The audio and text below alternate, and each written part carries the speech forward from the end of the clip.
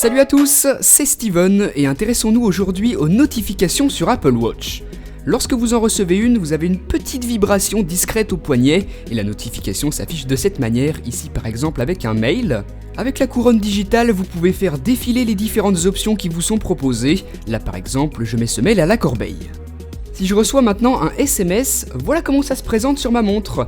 Je peux encore une fois faire défiler avec la couronne digitale pour afficher différentes options. Je peux faire OK pour y répondre plus tard si j'ai envie, ou alors répondre tout de suite. S'affiche alors toute une liste de réponses qui me sont proposées, ce sont des réponses préenregistrées. Encore une fois, je peux utiliser la couronne digitale pour faire défiler cette liste et sélectionner la réponse qui me correspond le mieux. Donc on en a une bonne petite dizaine. A noter également qu'à partir de l'application Apple Watch sur votre iPhone, vous pouvez ajouter votre propre réponse personnalisée comme je l'ai fait ici pour la dernière. Choisissons plutôt de répondre avec Siri. Oui, bien sûr. Siri vous retranscrit le texte que vous avez dicté et si c'est bon, vous validez avec OK. Là maintenant vous avez deux choix qui s'offrent à vous, soit vous envoyez votre message en tant que fichier audio ou alors en tant que SMS. Moi c'est cette option que je vais choisir.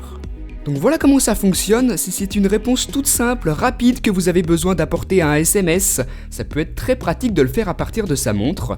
Et ici, en appuyant sur cet émoticône, vous allez avoir accès à ces célèbres émoticônes que l'on a pu découvrir lors des présentations d'Apple, qui sont plutôt originales. Vous voyez qu'en utilisant la couronne digitale, on choisit différentes options du visage, et si je glisse vers la droite, j'ai accès à d'autres modèles. En premier, j'avais les émoticônes, ici ce seront les cœurs et la couronne digitale sert toujours à choisir une différente option pour ce modèle. En troisième, on va retrouver les mains, donc je peux faire glisser la couronne vers le haut ou vers le bas pour afficher les différentes options qui me sont proposées. Donc vous voyez que ça reste quand même très similaire aux émoticônes de base d'iOS. D'ailleurs, ces émoticônes que vous allez retrouver ici, celles que vous connaissez bien. Donc voilà comment ça s'utilise. Moi je vais envoyer, on va envoyer une main.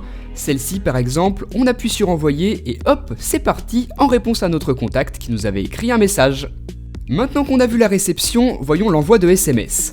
Dans l'application, apportez une pression forte sur l'écran de votre montre et hop, cette option de composition de nouveaux messages apparaît.